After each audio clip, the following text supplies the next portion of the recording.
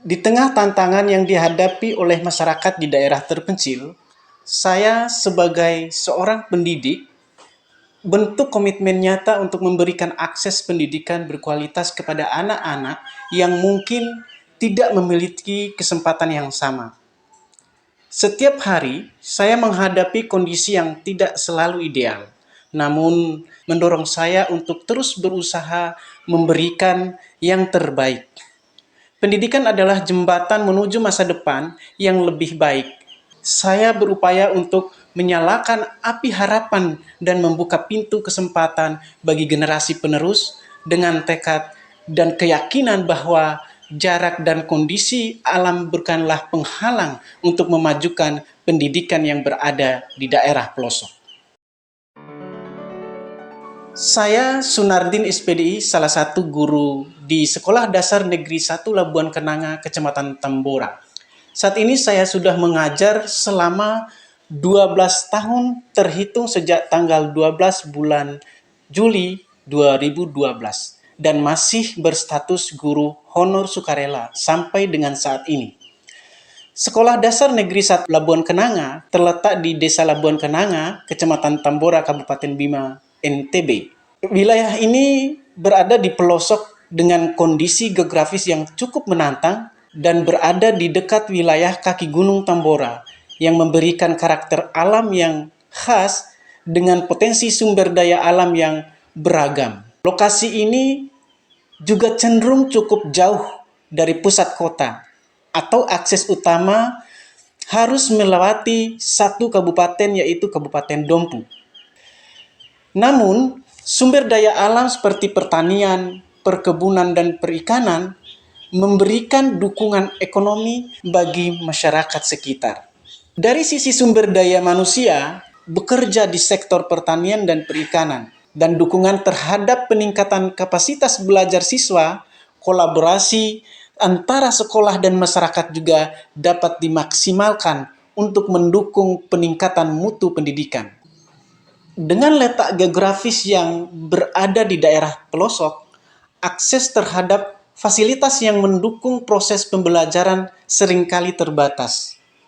Kualitas bangunan sekolah mungkin tidak sebaik di daerah perkotaan, dengan ruang kelas yang kurang layak atau tidak cukup memadai untuk menampung jumlah siswa yang ada. Dikarenakan terhantam banjir setiap tahunnya. Hal ini bisa berdampak pada kenyamanan belajar serta keterbatasan ruang untuk melakukan aktivitas pembelajaran interaktif. Di daerah terpencil, akses terhadap koneksi internet juga sering menjadi kendala. Hal ini membatasi penggunaan teknologi dalam pembelajaran, seperti mengakses informasi atau menggunakan perangkat multimedia sebagai bagian dari media ajar. Buku-buku pelajaran dan alat peraga pembelajaran mungkin tidak mencukupi atau tidak sesuai dengan kurikulum terbaru. Kekurangan ini membuat proses belajar mengajar kurang variatif dan interaktif, terutama dalam pembelajaran yang membutuhkan pendekatan konkret seperti sains dan matematika. Praktik baik yang akan saya lakukan adalah follow the line atau FTL pada materi baca tulis Al-Quran dalam mata pelajaran agama Islam adalah bisa menjadi salah satu aksi nyata yang sangat efektif. Meskipun terdapat keterbatasan, metode ini dapat diterapkan dengan memanfaatkan sumber daya yang ada. Dalam konteks ini, siswa akan belajar membaca huruf-huruf hijaiyah atau ayat-ayat Al-Quran dengan cara mengikuti garis atau jalur tertentu yang telah ditentukan.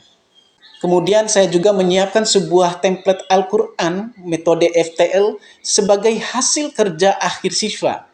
Jika memungkinkan, siswa juga bisa diberikan lembar kerja individu dengan garis putus-putus yang menggambarkan huruf atau ayat untuk mereka ikuti dengan alat tulis. Langkah-langkah yang akan saya lakukan pada metode ini, setelah saya melakukan asesmen diagnostik atau pemetaan kebutuhan siswa, saya dapat menyiapkan gambar huruf hijaiyah atau ayat-ayat pendek dari Al-Quran dalam bentuk garis besar, yang kemudian diikuti oleh siswa secara perlahan. Siswa diminta mengikuti garis dengan jari atau alat tulis, sembari melafalkan bunyi huruf-huruf untuk memperkuat pemahaman siswa terhadap huruf-huruf dasar dalam Al-Quran dan membantu mereka melafalkan atau serta mengenali pola bacaannya. Rancangan aksi diferensiasi dengan metode FTL ini pada materi baca tulis Al-Quran untuk mengakomodasi beragam kemampuan siswa di kelas 5 dan 6 fase C. Adapun tujuan pembelajaran dari metode Follow the Line ini, siswa didik dapat menjelaskan huruf hijaiyah dan makhrijul huruf. Kemudian peserta didik juga dapat menulis huruf hijaiyah dengan benar, serta peserta didik mampu mengucapkan dan menuliskan huruf hijaiyah dengan tajwid yang baik dan benar. Siswa yang belajar secara visual menggunakan warna-warna yang berbeda untuk membedakan huruf-huruf hijaiyah atau memberikan garis tebal untuk menekankan urutan huruf. Kemudian untuk siswa yang bergaya belajar secara kinestetik, melibatkan aktivitas motorik seperti mengikuti garis huruf di papan tulis dengan spidol. Kemudian siswa yang gaya belajarnya secara auditori, saya mengarahkan untuk menggabungkan metode Follow the Line dengan latihan melafalkan bersama-sama.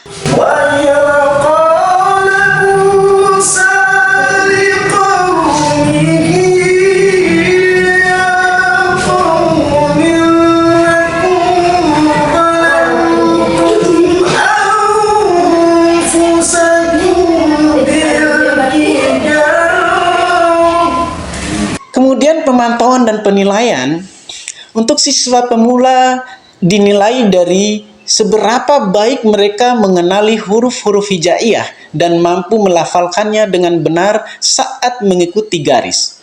Kemudian untuk siswa yang menengah, penilaian dilakukan dengan mengamati kemampuan siswa dalam membaca frasa atau kata sederhana.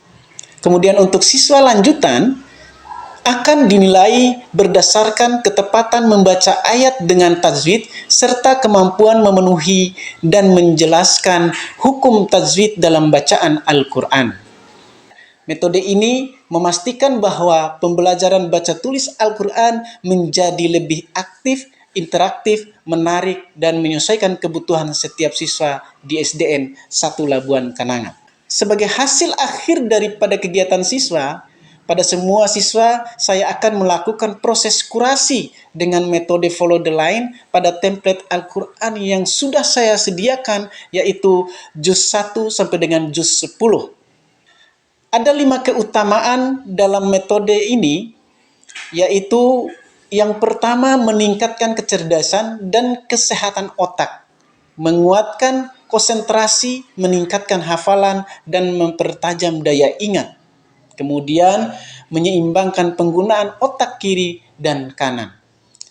Hasil kegiatan ini juga akan saya sematkan di dalam EduBlog yang saya buat sebagai bentuk integrasi teknologi informasi sehingga peserta didik dapat mengunjungi atau mengakses setiap saat. Penerapan metode Follow the Line dalam pembelajaran baca tulis Al-Quran di SDN 1 Labuan Kanangan telah memberikan dampak positif dalam meningkatkan keterlibatan siswa. Metode ini memungkinkan siswa belajar dengan cara yang interaktif, di mana mereka bisa mengikuti garis huruf atau ayat Al-Quran sambil melafalkan setiap bagiannya. Saya juga melakukan pengimbasan metode Follow the Line kepada guru-guru lain atau rekan sejawat di sekolah melalui pelatihan atau sesi berbagi praktik baik. Guru dapat menggunakan metode ini tidak hanya untuk pembelajaran Al-Quran atau agama Islam, tetapi juga dapat diaplikasikan pada mata pelajaran lainnya, seperti literasi dan numerasi. Selain itu, kolaborasi dengan orang tua juga penting untuk memastikan siswa dapat melanjutkan latihan ini di rumah dengan evaluasi dan umpan balik yang berkelanjutan, berpotensi menjadi strategi pembelajaran yang bermanfaat bagi seluruh sekolah. Ini adalah praktik baik yang saya terapkan di SDN 1 Labuan Kanangan, Kecamatan Tambora, Kabupaten Bima. Semoga bermanfaat. Salam bahagia Bapak Ibu Guru Hebat Indonesia. Wassalamualaikum warahmatullahi wabarakatuh.